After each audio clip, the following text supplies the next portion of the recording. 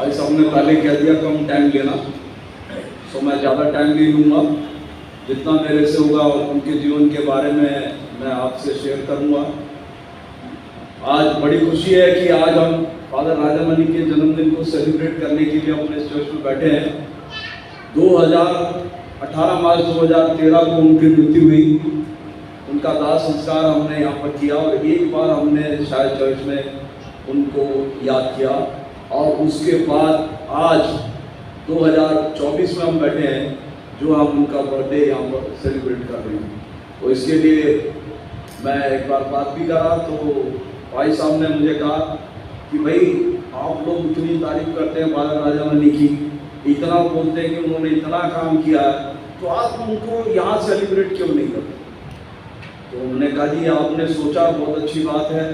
तो उन्होंने कहा कि हम इसको अपने चर्च के कैलेंडर में डालेंगे और हर साल जो है उनकी जो बर्थडे है हम यहाँ पे सेलिब्रेट करेंगे। तो थैंक यू वेरी मच भाई साहब, आपने उनके जीवन को महत्व को आकर यहाँ पर देखा, जाना, और चंद समय में आप उनको समझ गए और उन्होंने अपना इतना बड़ा स्टेप लिया।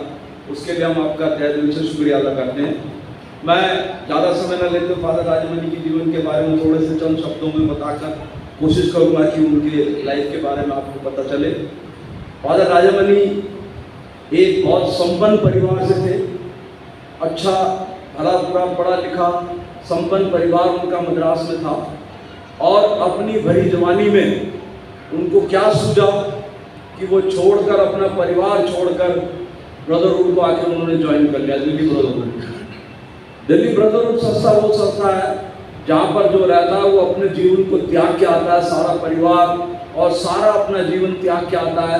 वो वहाँ पर शपथ खाता है कि सारा परिवार जो दुनिया जहान का वो मेरा है, और केवल मेरा परिवार नहीं है, जितने भी लोग हैं वो सारे मेरे हैं, वो जान करके वो आता है। और उन्होंने वहाँ ब्रदरहुड ज्वाइन करा और सारा त्याग करके वो वहाँ पर जब ज्वाइन करा तो हमारे चर्च में 70 के दशक में हमारे चर्च में यहाँ पर ज्वाइन किया।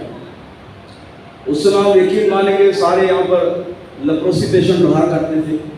वो परिवार ऐसा था, अगर आप उस समय देखेंगे तो उनके साथ जीवन भी कोई व्यतीत करना नहीं चाहेगा। ऐसे टाइम में वो यहाँ आए, उन्होंने यहाँ चर्च में अपनी सेवाएं दी। उन्होंने जब देखा चर्च में जरा सा छोटा सा झुग्गी बना के छोटा सा चर्च था, शायद मेरे पास बोल सकती भाई भी इसके बारे में बताएंगे। छोटा सा चर्च था, झुग्गी में रहते थे। वहाँ पर उन्होंने अपना सर्विस शुरू किया, और वहाँ सर्विस शुरू करते हुए देखा उन्होंने कि हमारा जितना परिवार है, इनके बच्चे हैं और वो खुद भी असहाय हैं, बच्चे को पढ़ा नहीं पाते, उनको नई जीवन का अच्छा बना पा रहे। तो उन्होंने कैथोलिक चर्च में भी उनको मौका मिला। उन्होंने वहाँ पर उनसे रिक्वेस्ट किया कि भाई आपका चर्च तो बड़ा संपन्न है, आप बड़े अच्छे लोग हैं, क्यों नहीं आप हमारे लोगों के वहाँ बच्चों की जहाँ पर ज़रूरत है उनकी मदद करें। तो उन्होंने उसको सीरियसली लिया। उन्होंने एक प्रोजेक्ट चालू करा, leprosy patient children education fund. उसके तहत 1973 में यहाँ से 40 बच्चे, 40 या 45 बच्चे मुझे याद है कि उन्होंने डिफरेंट हॉस्टल में रह करके उनको शिक्षाएं दिलवाई, पढ़वाया, और उनका जीवन कामयाब होने में बहुत बड़ा योगदान उन्होंने दिया। उनका जीवन बड़ा सादगी भरा जीवन था। आज जो हम इस चर्च में बैठे, इस चर्च को भी इतना बड़ा बनाने में, आज हम जो बैठे हैं इस चर्च में, अगर आप याद करें इस चर्च को बनाने में भी फादर राजामणि ने बहुत बड़ा योगदान दिया हुआ। मुझे याद है जब चर्च में हम बना रहे थे, हमारे पैसा नहीं था, हम लोग फादर राजामणि के पास गए। मैंने कहा जी आपने इतने दिनों इस चर्च की सेवा करी है, अब हमारा चर्च जो है बहुत उस स्थिति में है, हम बनाना मांग रहे हैं, तो आप इसमें हमारी मदद करिए। तो आप यकीन मानिए उन्होंने मिस्टर बिनोय जेकब थे, उनको बुलाया और उनको हमसे मिलवाया, और उन्होंने इस चर्च को बनाने में करीब 3.5 लाख रुपए उनसे दिलवाए। हमारे को इस चर्च को बनाने के 3.5 लाख रुपए फादर राजामणि ने दिलवाए।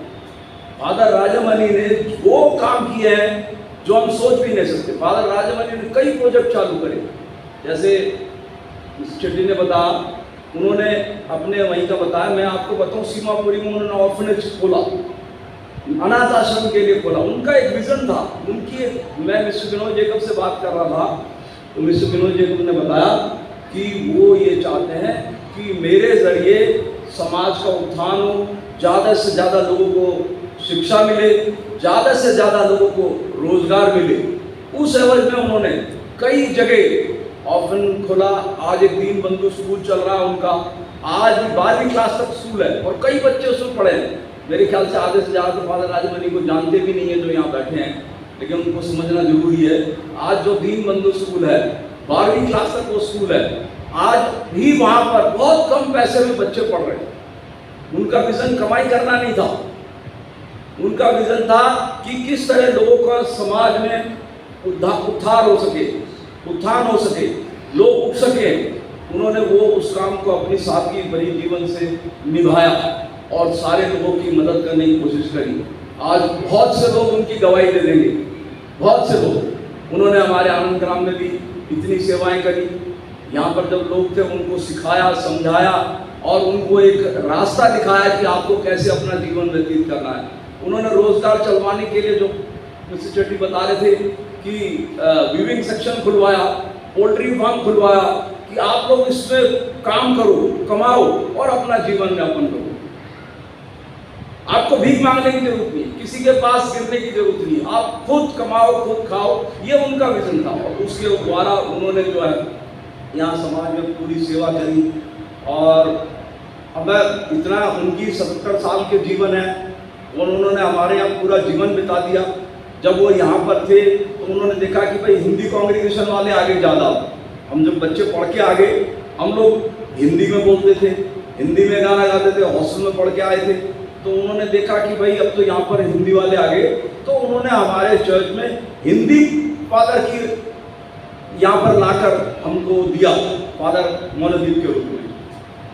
फादर मोनोदीप के रूप में उन्होंने हमारे को हिंदी सर्विस में अपनी सेवाएं प्रदान करवाई। वो आए, उन्होंने हिंदी में हम लोगों के बीच में रह करके सेवाएं, काफ़ी साल उन्होंने भी सेवा दी। हम लोगों ने भी प्रयास करा छोटे चर्च को बड़ा चर्च बनाया, लेकिन उस बड़े चर्च को बनाने के लिए ब्रदरहुड के द्वारा फादर राजमणि का बहुत बड़ा योगदान था। अगर उनके लिए हम कुछ बोले, क्योंकि बोलने के लिए टाइम नहीं है, चंद समय में बोलना है। उन्होंने जो जीवन अपना व्यतीत किया, अगर हम उसके बारे में बोलना चाहें तो बहुत समय लग जाएगा, लेकिन चंद शब्दों में मैं सिर्फ उनके साथी भरे जीवन को आपके साथ शेयर करना चाह रहा था कि उनका जीवन कैसा था। उन्होंने विल भी दिया था कि अगर मैं कुछ हो जाए, देखो इतना बड़ा उनका वो था, वो चाहते तो लोधी रोड के स्टेट के सबसे संपन्न जो कब्रिस्तान है वहाँ पर अपना दाह संस्कार करवा सकते थे, वहाँ पर अपना क्रिमिनेशन करवा सकते थे, लेकिन उन्होंने अपने विल में लिख के दिया कि अगर मुझे कुछ होता है तो मेरा दाह संस्कार आनंद ग्राम में किया जाए।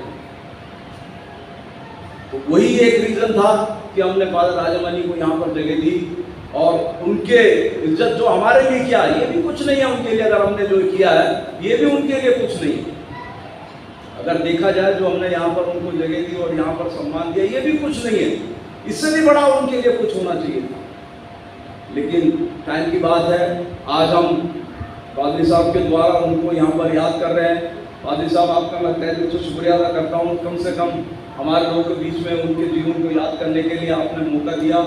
और मैं तो यही अनुरोध करूँगा सबसे, जितने भी जानते हैं उनके सादगी भरे जीवन को हम अपने जीवन में अपनाएं और उनको अपने जीवन में लागू करें। जो उन्होंने हमें शिक्षाएं दी हैं हम उनको माने और उनके जीवन को याद करते हुए जो है हम आगे बढ़ें। Thank you very much.